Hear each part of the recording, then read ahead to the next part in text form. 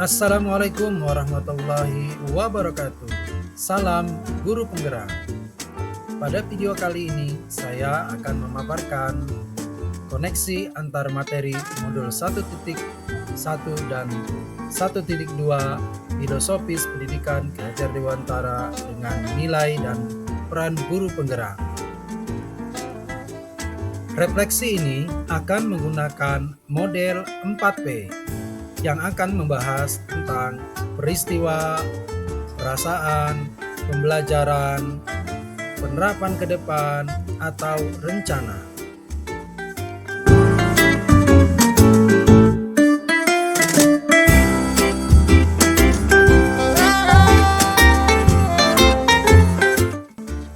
Momen yang paling penting atau menantang atau mencerahkan bagi saya dalam proses pembelajaran pada modul 1.1 adalah ketika saya dapat memahami maksud dari filosofis Ki Hajar Dewantara bahwa murid terlahir dengan kodratnya masing-masing, sehingga guru hanya bisa menuntun tumbuh kembangnya kekuatan kodrat tersebut.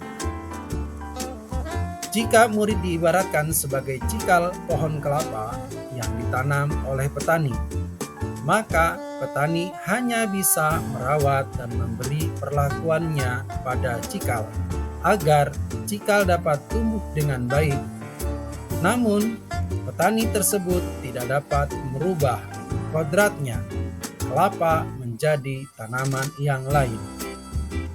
Begitu pula dengan guru. Guru tidak dapat merubah kodrat siswa, melainkan hanya dapat menuntun tumbuh kembangnya perilaku murid.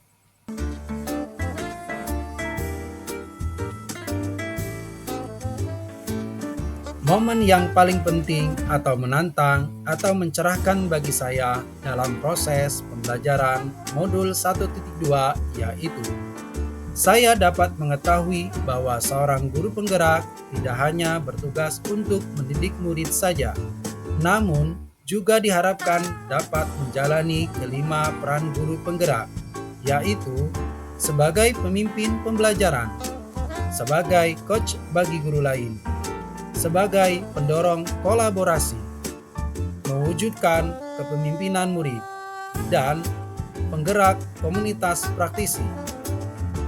Dan juga saya harus banyak belajar dan melakukan aksi nyata untuk mengimplementasikan peran-peran tersebut agar dapat menguatkan nilai-nilai guru penggerak yang ada pada diri saya.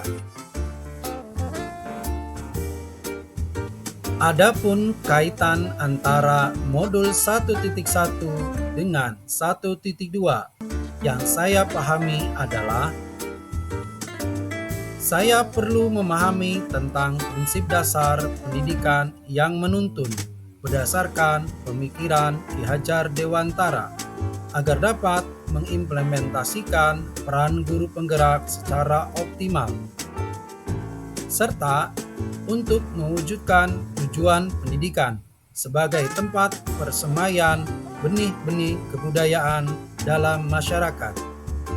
Maka, guru penggerak harus memiliki nilai berpihak pada murid, reflektif, mandiri, kolaboratif, dan inovatif.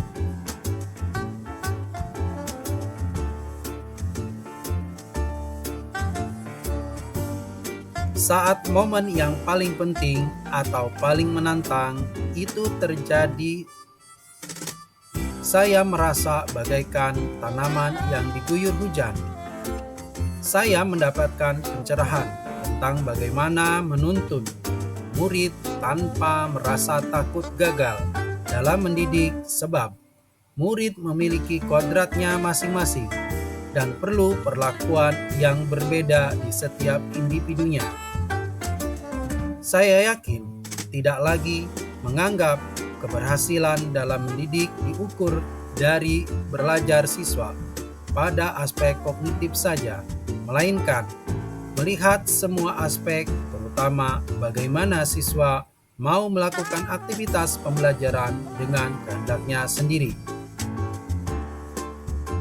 Sebelum momen tersebut terjadi, saya berpikir bahwa seorang guru dianggap gagal dalam mendidik ketika ada muridnya yang mendapat nilai rendah pada mata pelajaran yang ia ampu. Selain itu, saya juga menganggap bahwa setiap murid adalah sama, sehingga saya memberi perlakuan yang sama pula kepada semua murid, tanpa memikirkan kebutuhan belajar mereka maupun minat dan bakatnya.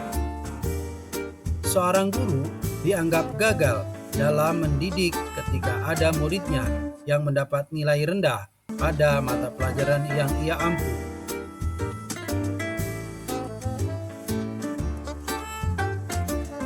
Nah, sekarang saya dapat memahami bahwa murid terlahir dengan kekuatan kodratnya masing-masing. Mereka memiliki keahlian di bidangnya masing-masing. Ibaratnya seekor burung tidak harus mampu untuk menyelam, maka mendidik pun itu tidak hanya mentransfer ilmu, melainkan menuntun murid agar memiliki budi pekerti yang luhur. Murid memiliki karakteristik yang beragam. Kebutuhan belajar mereka juga berbeda-beda. Tentunya, maka guru juga harus memberikan pengajaran yang sesuai dengan kebutuhan murid, serta memperhatikan kodrat alam dan kodrat zamannya. Selanjutnya, penerapan ke depan atau rencana pengembangan diri yang sederhana, konkret, dan rutin yang dapat saya lakukan sendiri dari sekarang untuk menambah penguatan nilai-nilai dan peran saya sebagai guru penggerak. Tentunya, melakukan inovasi pembelajaran untuk melibatkan murid yang berperan aktif sebagai subjek pembelajaran dan juga rutin melakukan refleksi pembelajaran. Selanjutnya, melakukan pengimbasan kepada guru lain terkait inovasi pembelajaran tentang pemanfaatan teknologi dan lingkungan sekitar dalam mengimplementasikan Merdeka Belajar. Demikianlah pemaparan terkait koneksi antar materi pada modul 1.1 dan 1.2 antara filosofis pemikiran Ki Hajar Dewantara dengan nilai dan peran guru penggerak.